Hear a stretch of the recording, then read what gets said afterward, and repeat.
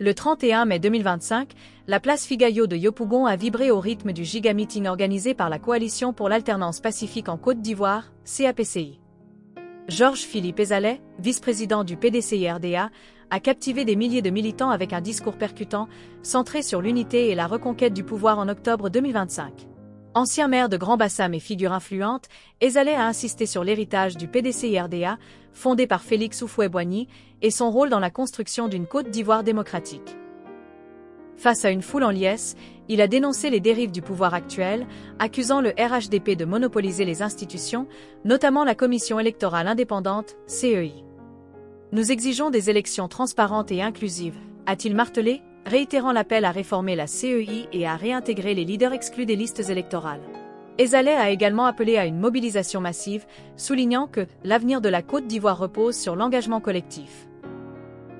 Ce meeting, autorisé par la mairie de Yopougon après des tensions initiales, a rassemblé des figures majeures de l'opposition, dont Simone Évêque-Gbagbo et Pascal Affi-N'Guessan. L'événement, sécurisé et pacifique, a marqué un tournant dans la stratégie de la CAPCI pour fédérer les Ivoiriens autour d'un projet commun. Alors que les échéances électorales approchent, ce rassemblement démontre la vitalité de l'opposition et sa détermination à faire entendre la voix du peuple. Le PDCI-RDA s'est impliqué fortement de là où il est, dans la réussite de ce grand rassemblement de ce jour, à travers ses conseils, ses instructions quotidiennes aux équipes du PDCI-RDA, pour notre implication et notre engagement aux côtés des autres partis de la CAP Côte d'Ivoire pour réussir l'organisation de ce giga-meeting de ce jour. Chers militants de CAP Côte d'Ivoire, le président me charge de vous rassurer tous. Il va très bien. Il sera de retour très prochainement et vous fera même une grosse surprise tout à l'heure.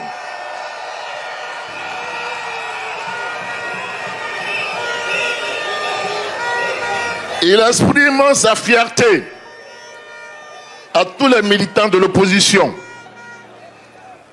réunis dans cette coalition pour une alternance pacifique en Côte d'Ivoire, tous présents à Figayo ce matin, spécialement les jeunes et les femmes. Bravo à vous tous. Oui, le moment est venu d'agir ensemble pour des élections justes, transparentes, inclusives et apaisées. Dans 5 mois, dans 21 semaines, dans 147 jours exactement. Pour ce faire, cela a été dit tout à l'heure, il nous faut obtenir un audit de la liste électorale. Pour cela, il nous faut également obtenir une réforme de la CEI. Mais ce n'est pas tout. Ce n'est pas tout. Il faut également organiser une élection inclusive sans aucune exclusion. Ni au niveau des candidats, ni au niveau des électeurs. Et pour ce combat, la conférence des présidents de la CAP Côte d'Ivoire sont mobilisés. Alors, chers militants, est-ce que vous êtes vous aussi mobilisés?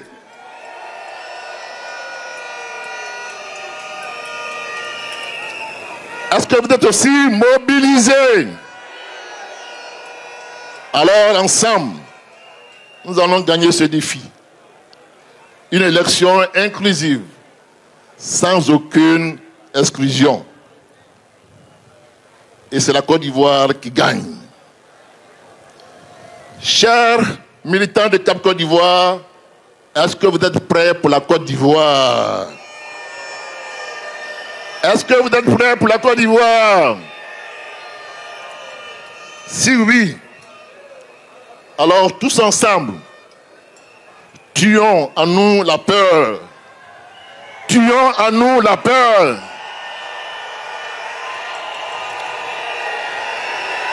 Tuons en nous la peur. Pour réclamer plus de démocratie. Tout le monde est d'accord pour réclamer des élections justes, transparentes, inclusives et apaisées. Alors, qu'entendons-nous pour le faire? Les partis politiques de l'opposition, toutes tendances confondues, le demandent. Les organisations de la société civile ici représentées également le demandent. Les religieux, notamment la conférence des évêques catholiques de Côte d'Ivoire, au cours de leur dernière assemblée, l'ont demandé. Les rois et chefs traditionnels, semble-t-il, sont entournés également pour ça. Mieux, le chef de l'État lui-même, semble-t-il, lors de sa dernière intervention à l'occasion des assemblées annuelles de la Banque africaine de développement à l'hôtel Ivoire, est revenu sur le climat apaisé des prochaines élections. Alors, qu'attendons-nous, chers amis? Monsieur le Président, Monsieur le Président, Monsieur le Président, comme dirait le langage populaire, il faut sciencer.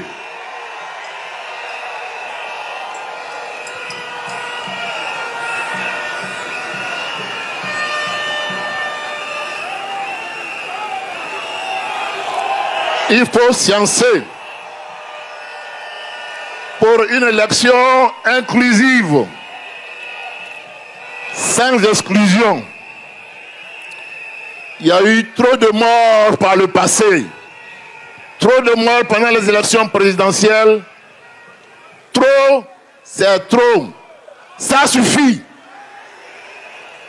Trop de morts pendant les élections présidentielles, ça suffit. Trop de morts pendant les élections présidentielles, ça suffit. Est-ce qu'on peut exclure le président Gbagbo Laurent des élections? Est-ce qu'on peut exclure Charles Blé Goudé des élections?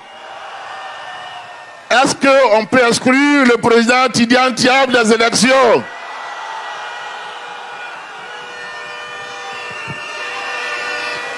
Non.